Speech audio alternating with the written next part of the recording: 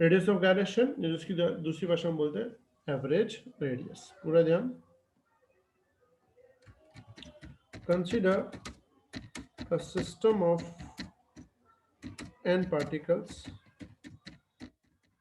performs rotational motion and the moment of inertia of system is given by, तो moment of inertia जो है वो हम कैसे डिफाइन करते हैं सिस्टम की? I equals to m1 r1 square m2 r2 square. कहाँ तक जाएगा वो? Up to mn rn square. Suppose सारे पार्टिकल्स सेम मास के हैं। Suppose m1 equals to m2 equals to mn equals to m, तो I तुम्हारा बन जाएगा m common r1 square plus r2 square. कहाँ तक जाएगा ये? rn square. हम ना n से मल्टीप्लाई n से डिवाइड करते हैं।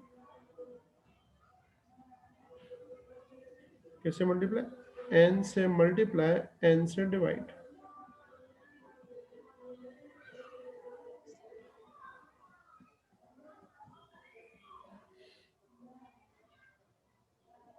ठीक है, n से मल्टीप्लाई n से divide. I is equal to same, ये जो स्मॉल m है ना, ये एक पार्टिकल का मास है। जो स्मॉल n है वो नंबर ऑफ पार्टिकल्स है। अगर हम दोनों का प्रोडक्ट करते हैं ना, तो वो बन जाएगा कैपिटल M। अच्छा, कैपिटल M का मतलब होता है पूरे सिस्टम का मास। फिर से बोल रहा हूँ, स्मॉल m क्या है? एक पार्टिकल का मास। एक पार्टिकल का n मास। क्या है? Number of particles. दोनों का प्रोडक्ट करेंगे तो हमको क्या मिलेगा? Capital M। कैपिटल M का मतलब मास ऑफ होल सिस्टम। ठीक है, तो यहां मैं लिख देता हूं कैपिटल M क्या है? nm, mass of whole system. ठीक है। और ये जो बाकी जो टर्म है r1 square r2 square dot r, इसको बोलते हैं k square, where k square equals to r1 square plus r2 square dot dot dot rn square upon, यहाँ पे जो k है, इस k को हम लोग नाम देते हैं रेडियस ऑफ गायरेशन।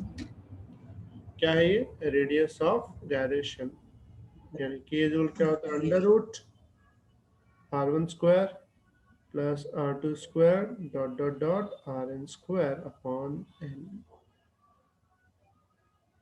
मतलब जब अलग अलग पार्टिकल का रेडियस अलग अलग हो, तो पूरे सिस्टम का जब रेडियस फाइंड करना होता है, ठीक है, तो उस पूरे सिस्टम का रेडियस हम इस मेथड से फाइंड करते हैं, और वो जो रेडियस मिलेगा उस रेडियस को बोलेंगे रेडियस ऑफ गायरेशन। समझ में आई बेटा बात? Clear everyone? Yes sir. Yes sir. Yes sir. m के स्क्वायर। सर बेसिकली हम इसको एवरेज रेडियस मतलब बोल सकते हैं। हाँ, बोल सकते, लेकिन एवरेज कौन सा एवरेज है? ऐसे एवरेज को बोलते हैं रूट मीन स्क्वायर। क्या बोलते हैं ऐसे एवरेज को?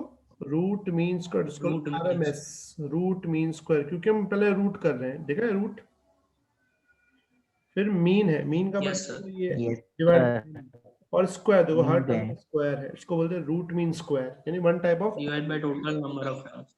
ठीक है, समझ में आया बेटा सबको बात? अब जैसे एग्जांपल बात यस करूं, सर। ये लास्ट टाइम हमने कुछ टर्म्स पढ़े थे, जैसे मैं बात करता हूं डिस्क। ठीक है, तो तुम्हें याद होगा डिस्क का मोमेंट ऑफ इनर्शिया क्या था? It's half mr square. याद है सबको? Yes sir. अब डिस्क Yes, sir. का half mr Yes, sir. Square, अगर मैं इसके मोमेंट ऑफ इनर्शिया को इसके साथ कंपेयर करूं m के स्क्वायर के साथ, तो m के स्क्वायर इज इक्वल टू आएगा हाफ mr स्क्वायर। तो m कैंसिल हो जाएगा, क्या बचेगा?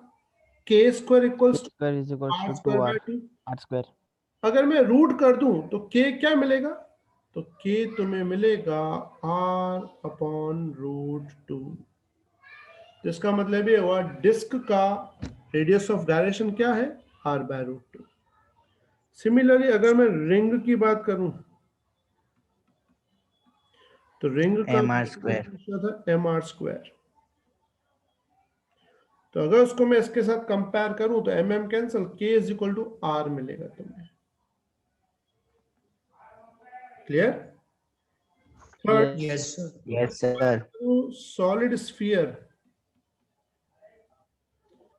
तो 2 सॉलिड upon 5 mr² हमारा I था 2/5 mr²।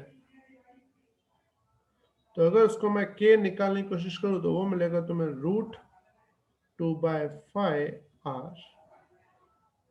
समझ में आई सबको बात? Yes sir. Yes, sir. बात करूं यस सर। रॉड, तो रॉड का मोमेंट ऑफ इनर्शिया था 1/12 ml²। ml²। तो अगर इसका मैं वैल्यू निकालने चाहूँ तो वो मिलेगा तुम्हें L/2√3। मतलब किसी का भी अगर मोमेंट ऑफ इनर्शिया दिया हुआ हो और तुम्हें अगर उसका रेडियस ऑफ गायरेशन फाइंड करना हो तो मोमेंट ऑफ इनर्शिया में जो m है पहले उसको निकाल दो, फिर जो भी वैल्यू बचती है उसका रूट कर दो तो तुम्हें मिल जाएगा उसका रेडियस ऑफ गायरेशन। समझ में आई सबको बात बेटा? Clear everyone? Yes sir. Yes, sir. ठीक है, लिख लो फास्ट, लिख के मैसेज करो मुझे फास्ट।